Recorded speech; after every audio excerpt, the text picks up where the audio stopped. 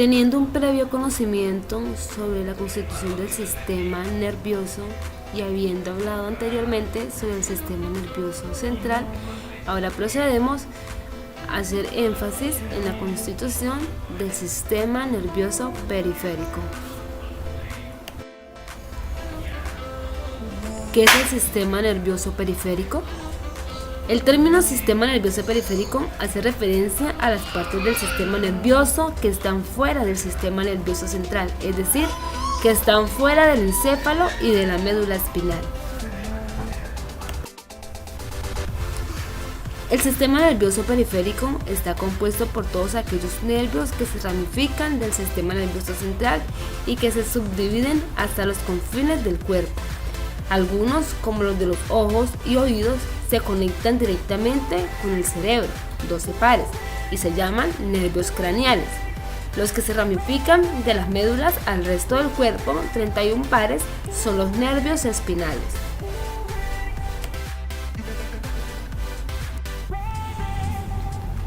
El sistema nervioso periférico está formado por terminaciones nerviosas que reciben información de nuestros sentidos y transmiten información motriz. Estos nervios se encargan de relacionar el sistema nervioso central con otras partes de nuestro cuerpo a través de numerosas fibras que funcionan como pequeños cables y que se ramifican por todo nuestro organismo. Pero, ¿cómo se organiza el sistema nervioso periférico? Pues las fibras nerviosas se pueden clasificar en aferentes y eferentes. Las terminaciones aferentes están formadas por receptores sensitivos que perciben todos los cambios de nuestro entorno y del interior de nuestro propio cuerpo. La sensibilidad que perciben puede ser de dos tipos, especial o general. La sensibilidad especial sería la vista, el olfato, el oído, el gusto y el equilibrio. Sí, el equilibrio se puede considerar un sentido también. La general es la información de la piel sobre tacto, presión, temperatura y dolor, la información sobre el movimiento y la posición de la musculatura, tendones y articulaciones y la información sobre nuestras vísceras. Las terminaciones eferentes son las encargadas de llevar las órdenes del sistema nervioso central para controlar la actividad de la musculatura y de las glándulas de nuestro organismo. Sin más preámbulos, continuaremos en una breve explicación sobre el funcionamiento de cada uno de los órganos que componen el sistema periférico. Nervios craneales. Los nervios craneales se clasifican en nervio sensitivo, nervio motor, nervio. Los nervios craneales son parte del sistema nervioso periférico y se designan como números romanos y nombres. Los números indican el orden en que nace el nervio del encéfalo de anterior a posterior y el nombre, su distribución o función. Nervio olfatorio, primer par craneal. Una lesión en este nervio, en cualquier trayecto del nervio, puede producir ausencia de la capacidad olfatoria. Nervio óptico, segundo par craneal. Un tipo de lesión en este nervio es ambliopía, oscurecimiento de la visión, como podemos observar en la imagen. Nervio motor ocular común, tercer par craneal, es un nervio mixto. Una lesión en este nervio puede ser estrabismo divergente, con ptosis palpebral, hidrasis y diplopía al mirar al lado contrario del ojo afectado. Nervio patético, cuarto par craneal. Una lesión en este nervio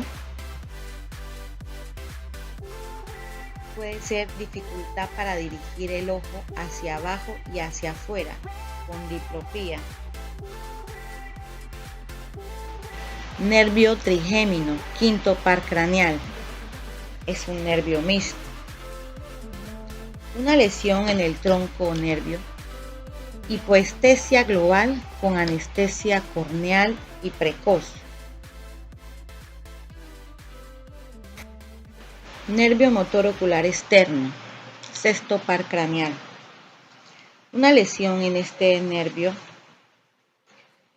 es cuando la mirada en las distintas direcciones implica una coordinación de ambos ojos, cuyos centros de integración se localizan en la formación reticular del tronco.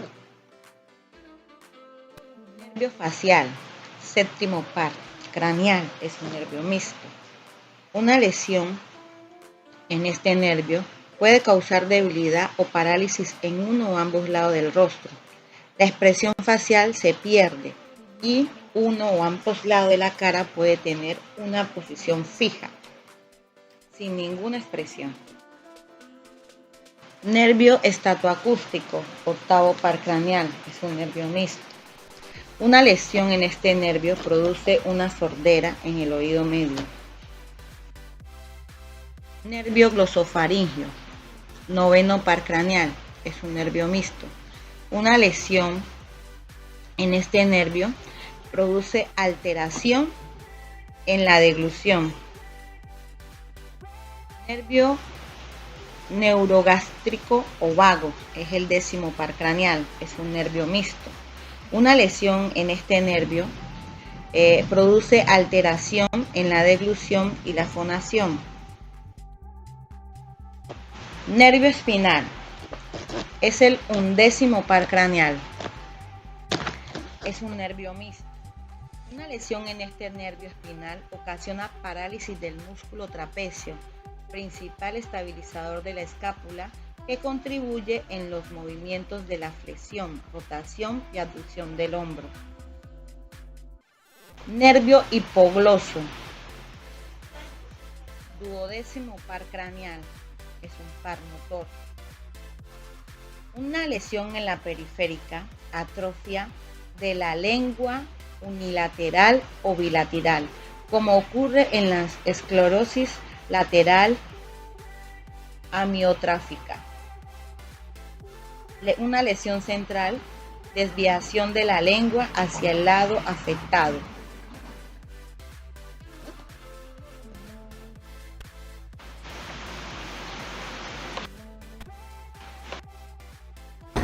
Cuando hablamos de la aglomeración de somas o cuerpos neurales que se localizan en el sistema nervioso autónomo, hablamos de los ganglios.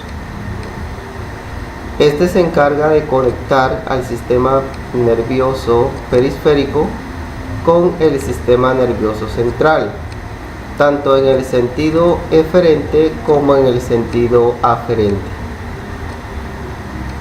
¿Cuáles son los tipos de ganglios?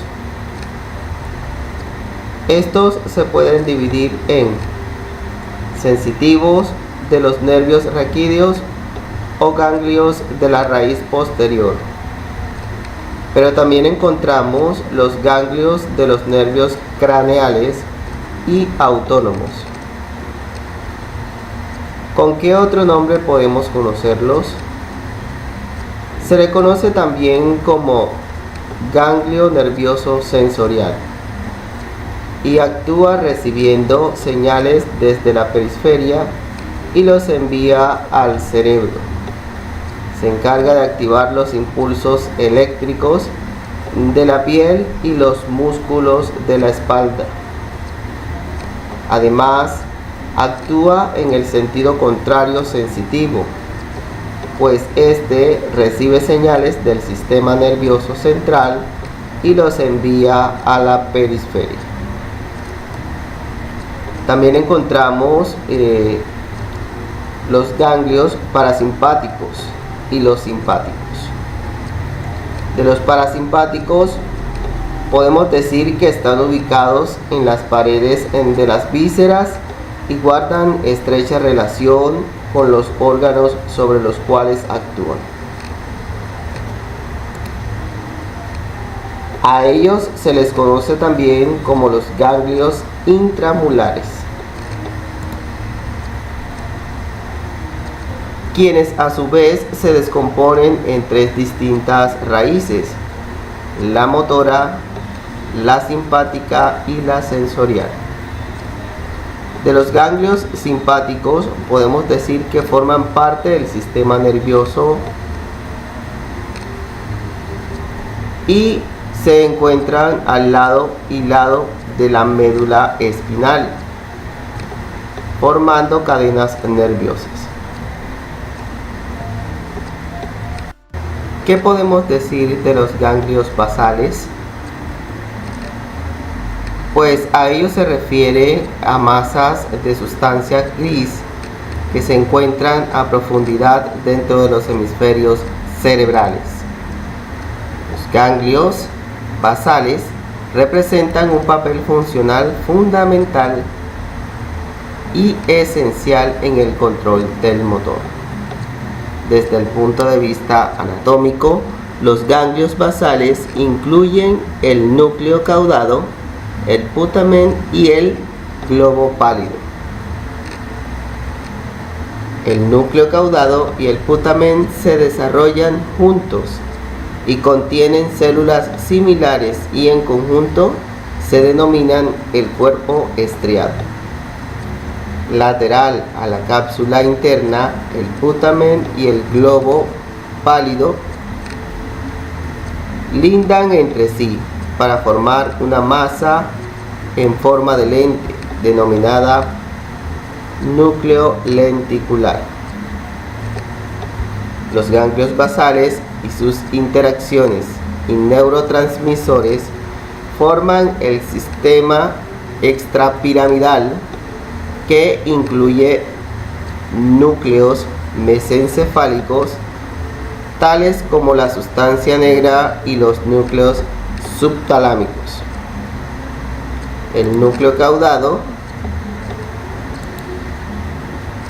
es una sustancia gris alargada cuya cabeza en forma de pera es continua con el putamen, pues se encuentra adyacente al borde inferior del asta anterior del ventrículo lateral. Claustro y cápsula externa.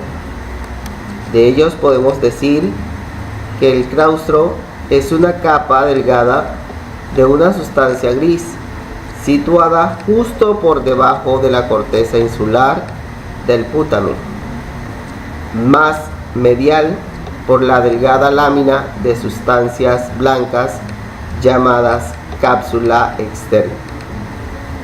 De los ganglios también podemos decir que los mayormente conocidos son los linfáticos y los basales.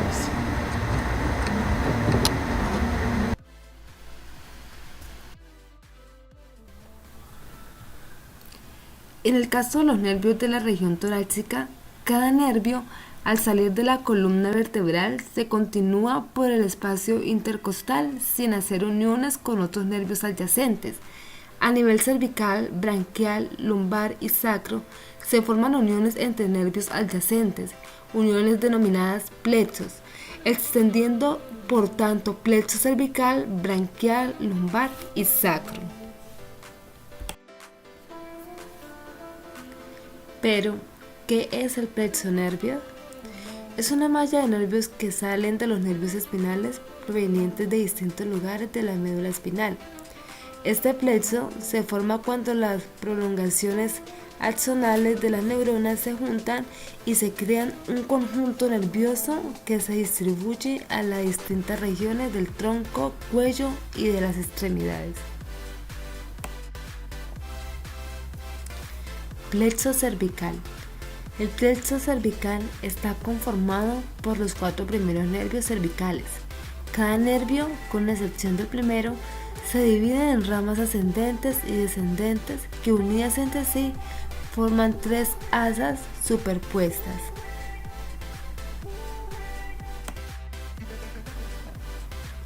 Las ramas sensitivas controlan la sensibilidad de la piel del cuello.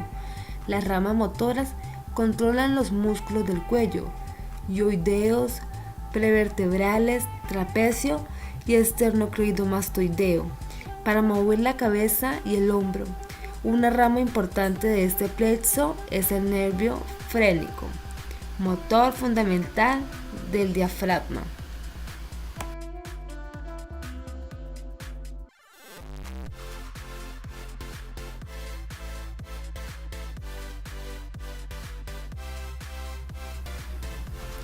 A continuación, se presenta el esquema de conformación del plexo cervical, a saber, músculos y sus respectivas funciones.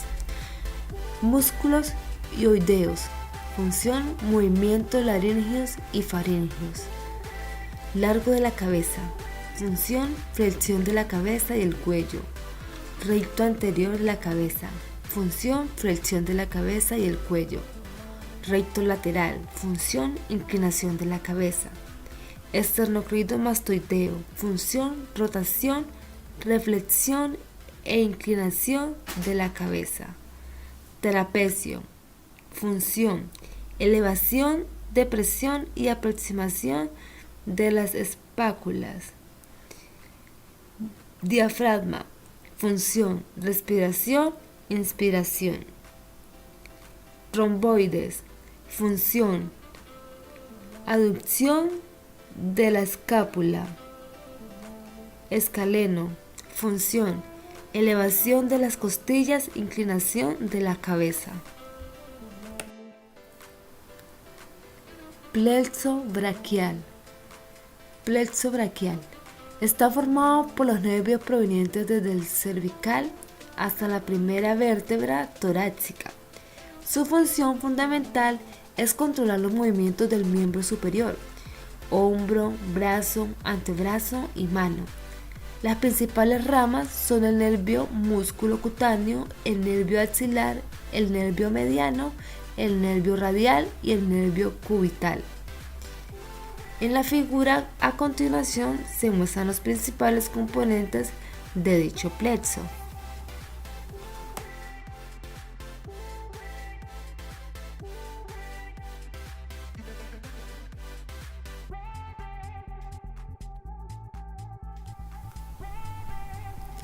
Esquema de conformación del plexo braquial. Músculos y respectivas funciones. Elevador de la escápula, función, elevación del hombro. Serrato anterior, función, rotación y elevación de la espácula. Supraespinoso, infraespinoso, función, abducción del brazo, rotación externa, aducción del brazo y rotación externa. Pectoral mayor, función, extensión del hombro, rotación interna y aducción del brazo.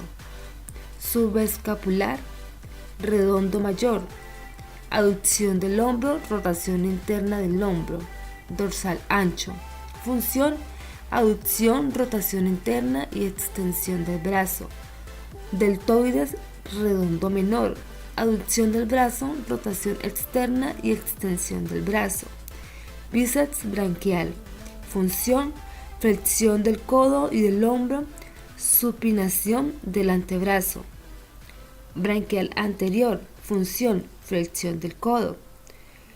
Coracobraquial, función, flexión del hombro, rotación interna. Tríceps, función, extensión del hombro y extensión del codo. Braquirradial, función, flexión del codo, supinación antebrazo.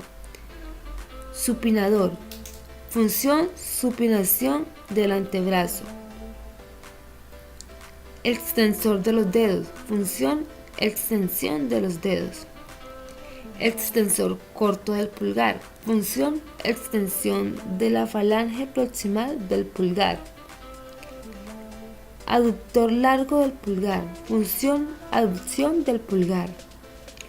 Pronador redondo, función, pronación del antebrazo. Flexor radial del campo, función, flexión de la mano. Palmar mayor, función, flexión de la mano. Flexor superficial dedos, función, flexión de la segunda falange de los 4 últimos dedos. Flexor profundo dedos, función, flexión de las falanges distales de los 4 últimos dedos. Flexor largo del pulgar. Función: flexión falange distal del pulgar. Pronador cuadrado. Función: pronación del antebrazo. Aductor corto del pulgar. Función: aducción del pulgar. Oponente del pulgar. Función: oposición del primer metacarpiano. Flexor corto del pulgar. Función: flexión primera falange del pulgar. 1 y 2 lumbricales. Función: extensión falanges distales de los 2 y 3 dedos. Flexor ulnar carpo. Función: flexión de la mano. Flexor profundos de los dedos 4 y 5.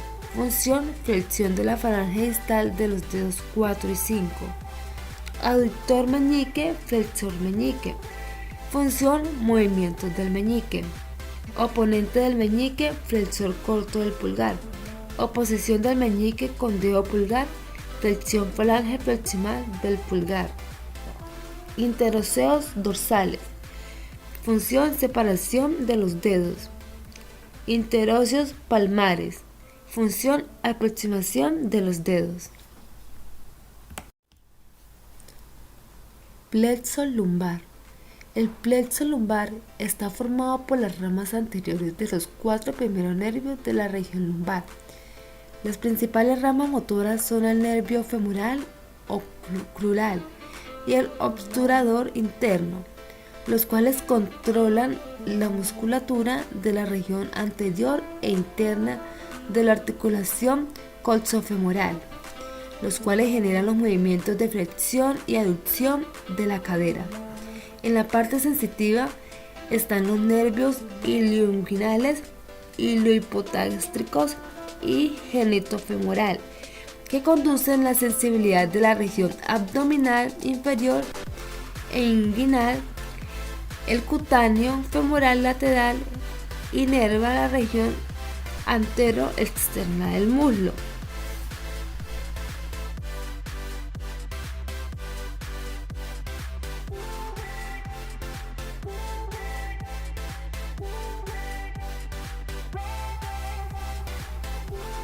Esquema de conformación plexo lumbar. Aductor corto, aductor largo, aductor mayor, recto interno, cuyas funciones son la aducción del muslo y rotación interna de la cadera. El pectíneo, función: flexión, aducción y rotación interna, muslo. Sartorio, función: flexión, aducción y rotación externa, muslo. Cuádriceps, función: extensión, rodilla, flexión, cadera. Plexo sacro. El plexo sacro está formado por las ramas anteriores de los nervios 4 y 5 lumbares y por los 4 primeros sacros. Las principales ramas motoras son el nervio ciático para la inervación de las musculaturas de las regiones posteriores de la cadera, del muslo, de la pierna y del pie. El nervio pudendo para el control de los esfínteres anal y vesical.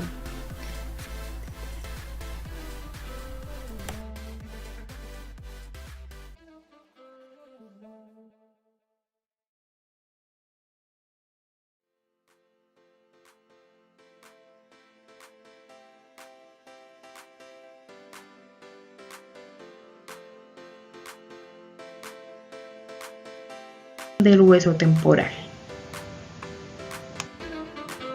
Nervio abscendente o motor ocular externo. Este nervio eferente somático genera que invierna en el músculo recto lateral que se llama extraocular. Se origina en el tronco encefálico y sale del cráneo a través de la fisura órbita superior. Nervio facial. El nervio facial es multimodal, que lleva fibras tanto generales como especiales y se origina en el tronco encefálico como dos opciones separadas: una raíz primaria más larga que transporta fibras motoras y un nervio intermedio más pequeño, que es denominado nervio intermedio de Brisbane, que transporta fibras sensitivas y paramétricas. Nervio vestibular. El par craneal es un nervio aferente somático especial, el cual está compuesto por dos partes: el nervio vestibular y el nervio coclear. Hacen sinapsis con su respectivo núcleo en el tronco encefálico.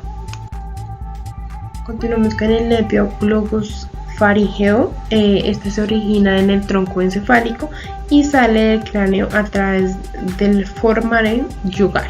Este permite degluir, salivar y percibir la sensación del sabor en el tercio posterior de la lengua, así como las sensaciones generales y viscerales en la cavidad oral. Nervio vago, o también llamado neuromagástrico. Este nervio es multimodal, se origina de los múltiples núcleos en el tronco encefálico y sale del cráneo a través del foramen yugular. Es el nervio craneal más largo y es el único que va más allá de la región de la cabeza y el cuello. Viaja dentro de las cavidades torácicas y abdominales, proporcionando inversión parasítica a los órganos viscerales. Continuamos con el nervio accesorio o espinal. Este es un par craneal, es un nervio eferente que se origina en el tronco encefálico y la médula espinal. Sale del cráneo a través del foramen yugal y permite la fonación y el movimiento de la cabeza y hombros. Continuamos con el nervio hipogloso. Este es un par craneal, es un nervio eferente somático general que se origina del tronco encefálico. Sale del cráneo a través del foramen hipogloso y su función consiste en permitir los movimientos de la lengua.